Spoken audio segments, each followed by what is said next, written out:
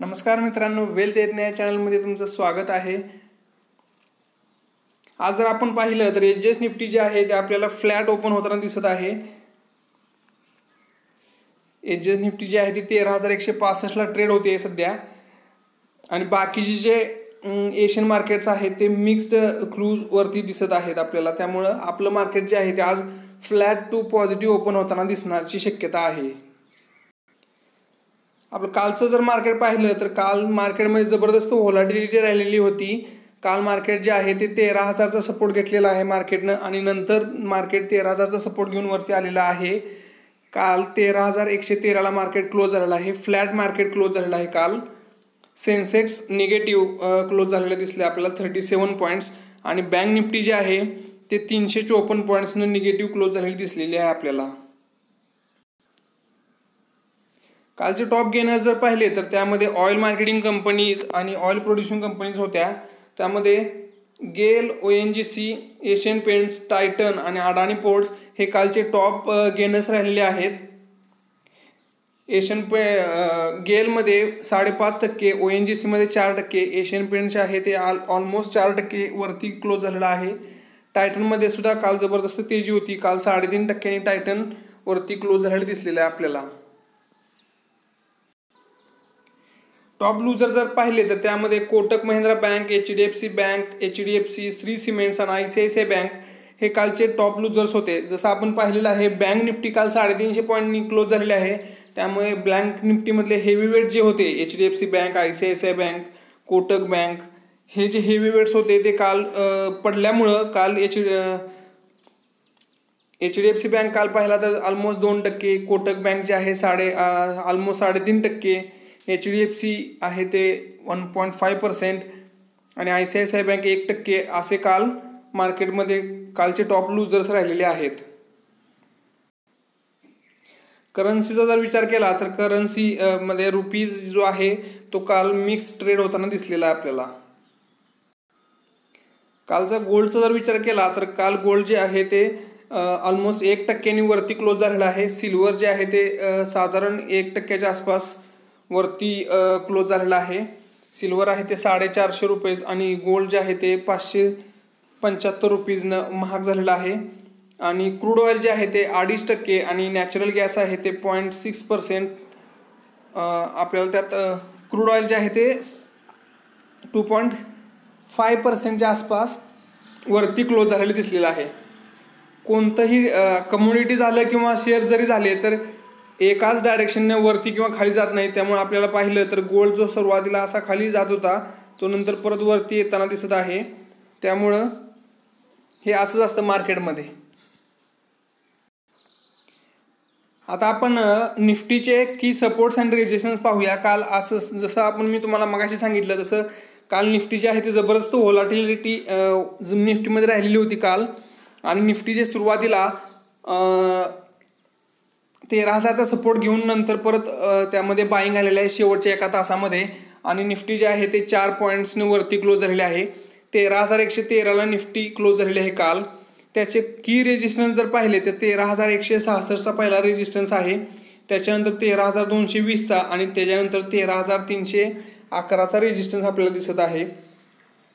निफ्टीचे support जर पाहिले तर 13,000 चा पहिला सायकोलॉजिकल सपोर्ट आपल्याला दिसत आहे, त्याच्यानंतर 12,930 चा आणि त्याच्या खाली 12,877 ला आपल्याला सपोर्ट दिसत आहे निफ्टीला। बँक निफ्टीचा जर विचार केला तर बँक निफ्टी जे आहे काल 354 पॉईंट्सने खाली क्लोज झालेले आहे, आणि बँक निफ्टीमध्ये की रेजिस्टन्स जर पाहिले तर ते 29,850 चा पहिला रेजिस्टन्स दिसतोय, त्याच्यानंतर 30,236 आणि त्याच्यानंतर 30,585 चा रेजिस्टन्स दिसत आहे आपल्याला। त्याचे सपोर्ट जर पाहिले तर 29,113 चा पहिला सपोर्ट दिसतोय, त्याच्यानंतर 28,763 चा दुसरा सपोर्ट आहे, आणि 28,376 चा तिसरा सपोर्ट आपल्याला दिसत आहे। एफआयआयने काल पण बाईंग केलेली आहे, पण त्यांची कालची बाईंग जी आहे ती थोडीशी कमी दिसत आहे आपल्याला। काल एफआयआयने नेट परचेस जे आहे ते 357 करोडचे नेट परचेस केलेला आहे, आणि मंथ टिल डेटचं त्यांचं परचेस जर पाहिलं तर 3,599 करोडचे त्यांनी शेअर्स आतापर्यंत ह्या 2 दिवसांमध्ये परचेस केलेले आहेत. DIIचा विचार केला तर काल DIIने 1635 करोडचे शेअर्स जे आहेत ते परत विकलेले आहेत. DII मागच्या 1.5 महिन्यापासून कंटिन्युअसली सेलिंग करत आहे दररोजच्या दररोज. ह्या महिन्यामधलं नेट मंटिल डेचं जर त्यांचं सेलिंग पाहिलं तर 2679 करोडचे शेअर्स त्यांनी सेल केले आहेत ह्या महिन्यामध्ये.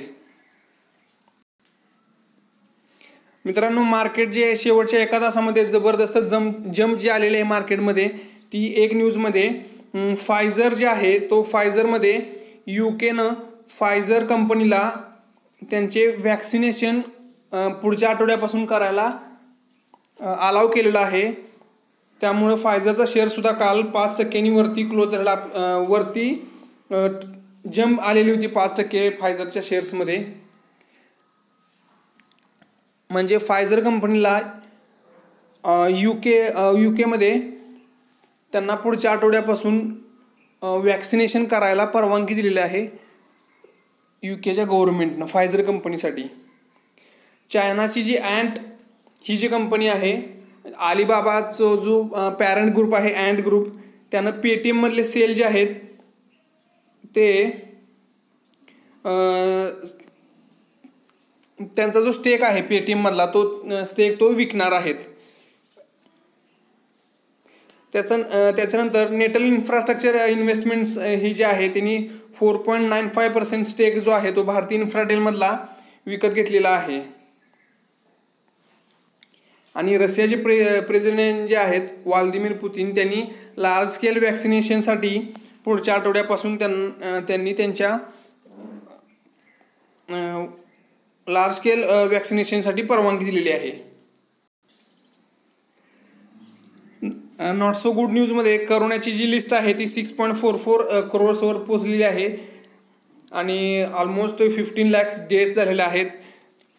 इंडियामध्ये 95 लाख केसेस झालेल्या आहेत आणि जे इंडियाची डेथ जे आहे ते 1,38,000 लोक कोरोनामुळं अनफॉर्च्युनेट डेथ झालेले आहेत.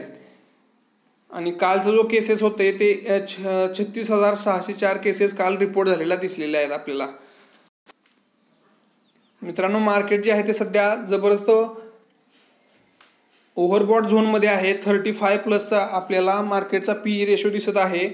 त्यामुळं तुम्हाला व्हॅल्यू बाईंग करण्यावरती आणि स्टॉक स्पेसिफिक राहण्याची गरज आहे.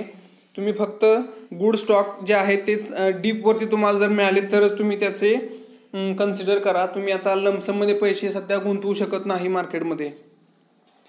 ठीक आहे मित्रांनो, आजच्या व्हिडिओमध्ये एवढंच. जर हा व्हिडिओ तुम्हाला आवडला असेल तर तुमच्या मित्रमैत्रिणींसोबत शेअर करा आणि चॅनलला जर तुम्ही अजून सबस्क्राईब केलं नसेल तर चॅनलला सबस्क्राईब करा आणि बेल आयकॉन प्रेस करायला विसरू नका, म्हणजे नवीन व्हिडिओचे नोटिफिकेशन तुम्हाला सर्वात आधी मिळेल.